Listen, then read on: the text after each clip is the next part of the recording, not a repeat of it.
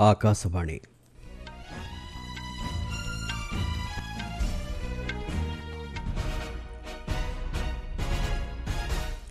संवाद पढ़ुछंती चंदन घोष।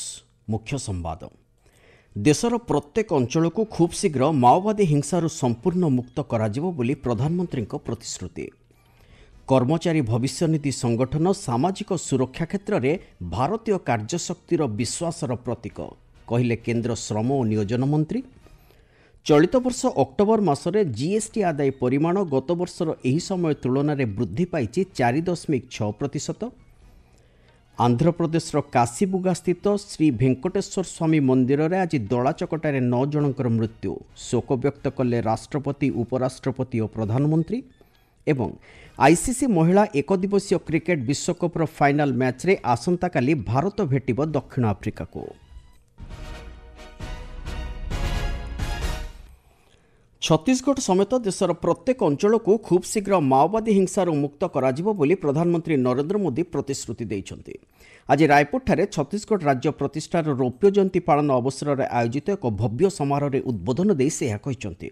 श्री मोदी कहते माओवादी कार्यकलाप जोगु छत्तीसगढ़ जनजाति अध्युषित अंचलगुड़िक बहुदिन धरी सड़क विद्यालय और चिकित्सालय भली मौलिक सुविधारू वंचित होई आसुथिले।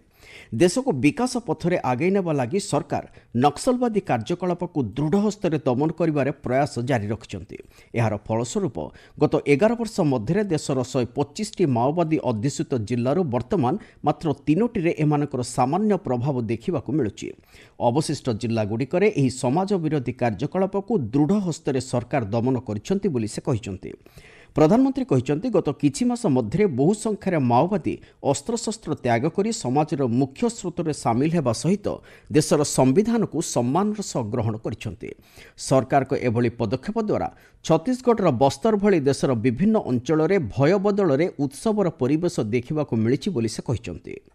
मैं लाखों माताओं बहनों को अपने बच्चों के लिए रोते बिलखते नहीं छोड़ सकता। इसलिए हमने भारत को माओवादी आतंक से मुक्ति दिलाने का संकल्प लिया और आज इसके नतीजे देश देख रहा है। और अब सिर्फ 3 जिले बचे हैं जहां माओवादी आतंक का आज भी थोड़ा रुबाब चलाने की कोशिश हो रही है, लेकिन मैं देशवासियों को गारंटी देता हूं वो दिन दूर नहीं जब हमारा छत्तीसगढ़, हमारा हिंदुस्तान माओवादी आतंक से पूरी तरह मुक्त हो जाएगा। राज्य प्रतिष्ठार 25 वर्ष पूर्ति सहित आगामी दिन संभावना उपर गुरुत्वारोप कर प्रधानमंत्री कहते 25 साल का एक कालखंड पूरा हुआ है और आज अगले 25 साल के नए युग का सूर्योदय हो रहा है। अगले 25 साल के सूर्योदय का आरंभ हो चुका है। आपके हथेली में नए युग के संकल्पों की रोशनी नजर आ रही है। यही रोशनी जो आपके पुरुषार्थ से जुड़ी हुई है, जो आपके भाग्य का निर्माण करने वाली है। ଏହି ଅବସରରେ ପ୍ରଧାନମନ୍ତ୍ରୀ 14,000 କୋଟି ଟଙ୍କାର ବିଭିନ୍ନ ବିକାଶମୂଳକ ପ୍ରକଳ୍ପର ଶିଳାନ୍ୟାସ ଓ ଲୋକାର୍ପଣ କରିଛନ୍ତି। ଏହି ପ୍ରକଳ୍ପଗୁଡ଼ିକ ମୁଖ୍ୟତଃ ସଡ଼କ, ଶିଳ୍ପ, ସ୍ୱାସ୍ଥ୍ୟସେବା ଏବଂ ଶକ୍ତି କ୍ଷେତ୍ର ସହ ସମ୍ପୃକ୍ତ।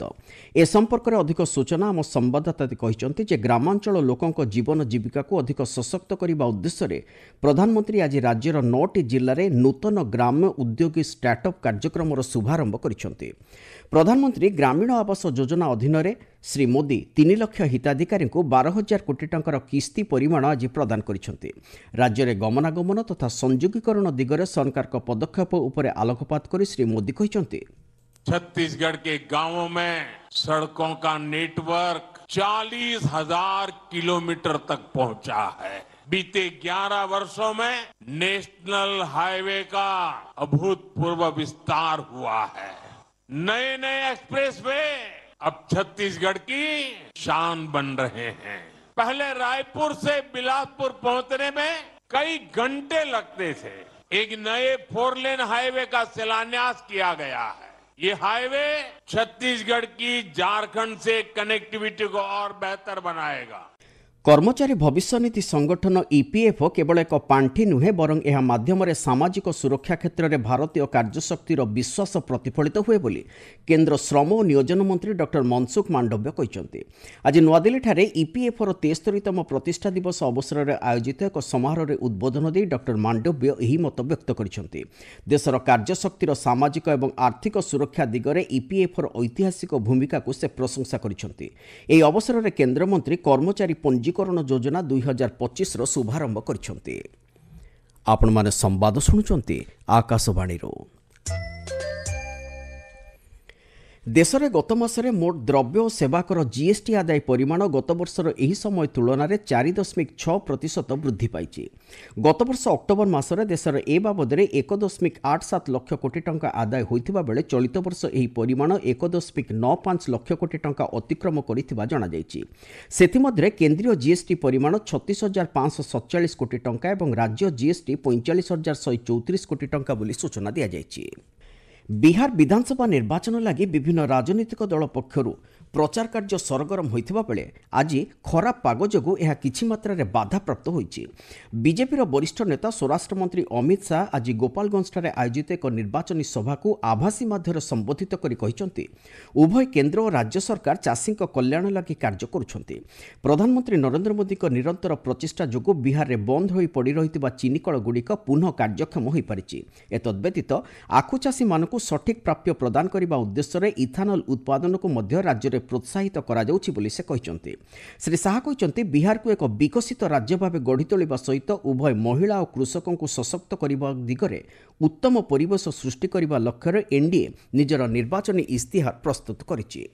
अनुरूप भाव सिवान ठारे आयोजित अन्य एक निर्वाचन रैली को आभासी माध्यम उद्बोधन दे बीजेपी राष्ट्रीय अध्यक्ष जेपी नड्डा कहते उभय प्रधानमंत्री श्री मोदी और मुख्यमंत्री नीतीश कुमार बिहार विकास लगी एक नूतन युगर अयमारंभ कर सारी।